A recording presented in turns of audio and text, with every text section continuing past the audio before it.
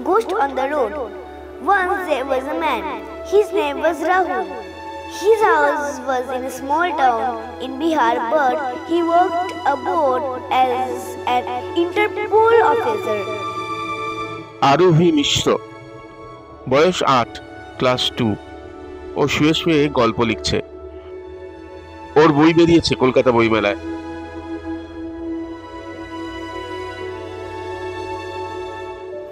কোনো ভূমিকায় যাব না, বইয়ের যেমন ভূমিকা থাকে ভূমিকায় যাব না।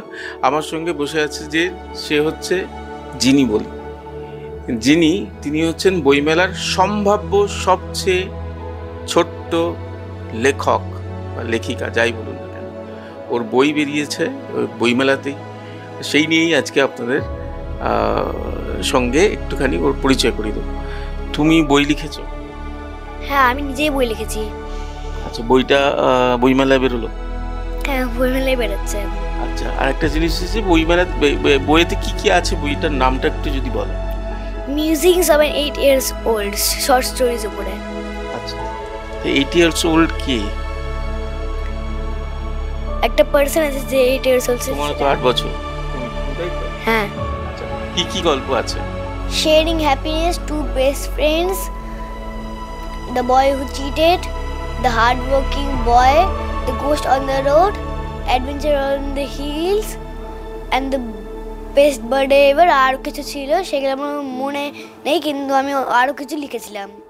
The ghost আছে, the ghost on the road আছে। আচ্ছা, এই দুটো গোস্ট আলাদা? এই দুটো গোস্ট আলাদা? দুটো গোস্ট আলাদা। আচ্ছা, তোমার কার গল্প পড়তে ভালো লাগে? রাস্কিন বন্ডের। আর তুমি বাংলা বই পড়ো? পড়ি। হ্যাঁ, বলো। বাংলা বইও পড়ি আমি। আচ্ছা, কার বই পড়ো? সত্যজিৎ রায় পড়েছো?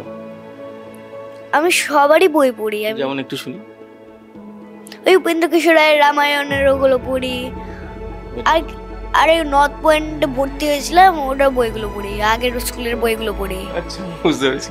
আরেকটা জিনিস, তুমি লেখো কিভাবে? মোবাইলে লেখো নাকি খাতাতে লিখি? খাতাতে লিখি। খাতাতে পেন দিয়ে? পেন দিয়ে লিখি। তোমার আলাদা খাতা আছে? না, আলাদা খাতা আছে আমার। কখন তুমি লেখো? যখন আমার ফ্রি টাইম থাকে তখন আমি লিখি। যেমন ফ্রি টাইম তো তোমাদের খুব ব্যস্ত, প্রচন্ড বিজি। মানে পড়াশোনা যখন হয়ে যায় তখন একটুখানি লিখে নি, তারপর লিখে নিয়ে আর একটু পড়াশোনা করি, তারপর আবার লিখি, মানে ওরকমই হয়। তুমি মোবাইল দেখো না? গেমস? না, গেমস খেলি না, মোবাইলে দেখি না। এইটা কিন্তু ব্যাপার। কেন, বাবা মা বকে বলে না নিজে থেকে? নিজে থেকেই। মোবাইল থেকে জীবনে গেমস খেলি না, আমি কিছু জানি না ওর ব্যাপারে। বাবা মা মোবাইল দেখেন কম, মেয়েকেও সেই শিক্ষা দিয়েছেন। খাতা বই লেখাপড়া এই জগতেই বেড়ে উঠছে ছোট্ট এই লেখিকা। ও প্রথম লেখার ইচ্ছাটা যেটা হয়, সেটা আমার যখন প্রথম বই বেরায়, ইংরেজিতে একটা উপন্যাস লিখি প্রথম 2020 সালের শেষের দিকে সেই উপন্যাসটি বেরায়। তো যখন বইটা প্রথম হাতে পাই, ও বইটা প্রথম দেখে, তো সেই বইয়ের কভারের উপরে আমার নাম দেখে তখন বলেছিল যে আমারও বইয়ের উপরে এরকম নাম চাই। তখন খুব ছোট, তখন ও একটা কাজ করেছিল, পাপার বইটার আচ্ছা পাপার বইটার উপরে না ওর নিজের নাম লিখে দিতে, দেখো এটা আমার নাম হয়ে গেছে। এরকম ভাবে নাম হয় না, তোমাকে তাহলে নিজেকে লিখতে হবে। তখন ও বলেছিল, মামা আমি কিভাবে লিখবো, আমার তো মাথাতে কিছুই ভাবনা আসে না। তারপরে কোয়েশ্চেন করতো, মামা রবীন্দ্রনাথ ঠাকুর এতগুলো বই কিভাবে লিখে দিয়েছিল ভেবে ভেবে। তো বলে যে আমি তো কিছুই ভাবতে পারি না, আমার মাথাতে কিছুই আসে না। তো ওই তখন সিনিয়র কেজিতে ওর খুব মাথাতে থাকতো যে আমি পারি না কিছু, আমি পারি না, রবীন্দ্রনাথ ঠাকুর লিখে দিয়েছে, পাপা লিখে দিয়েছে, আমি পারি না।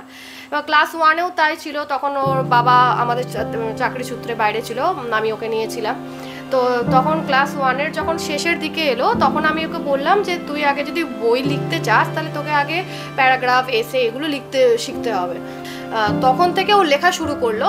তো আমরা ভাবিনি, তখন আমরা বালুরঘাটে ছিলাম, আমরা ভাবিনি প্রথম গল্পটা হেডিংটা আমার ঠিক জানোই আরজুহি নিয়ে কোনো একটা গল্প লিখেছিল।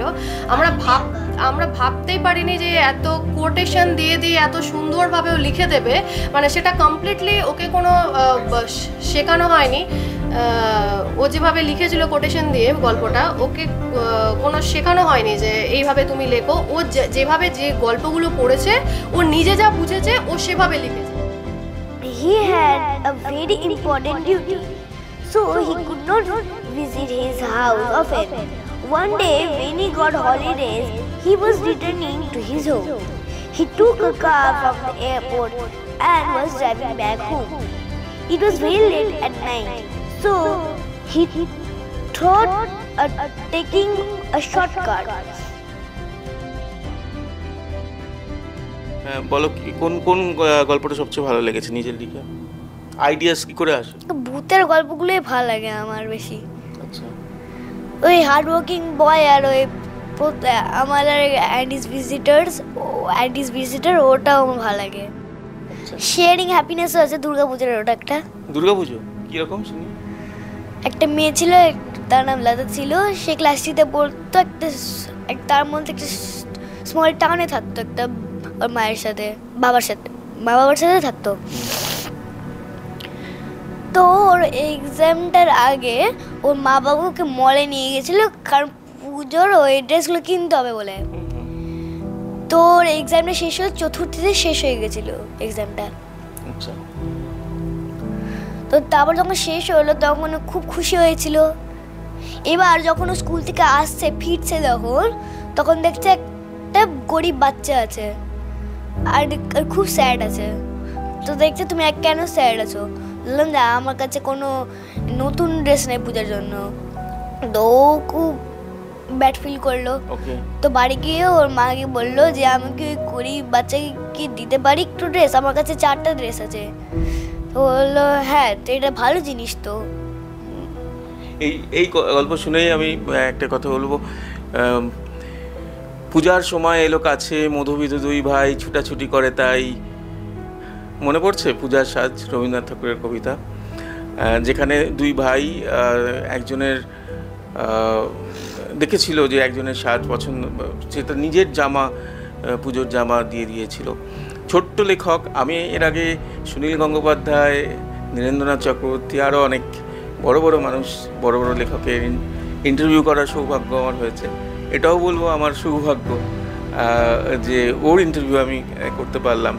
কনিষ্ঠতম লেখক, কলকাতা বইমেলার 2025-এর অনেক শুভেচ্ছা থাকবে। সঙ্গে সঙ্গে এটাও বলবো যে এই যে ভূত, যাকে আমরা বলি গোস্ট, যে ভূতটা সবার মধ্যে এখন বসে আছে ছোটদের, যে মোবাইলের ভূত, সেই ভূতটা যদি তাড়ানো যায় এরকমভাবে, তাহলে লেখার মাধ্যমে, বই প্রকাশের মাধ্যমে দায়িত্বটা আমাদের। সুরজিতের সঙ্গে প্রীতম দে, ক্যালকাটা নিউজ।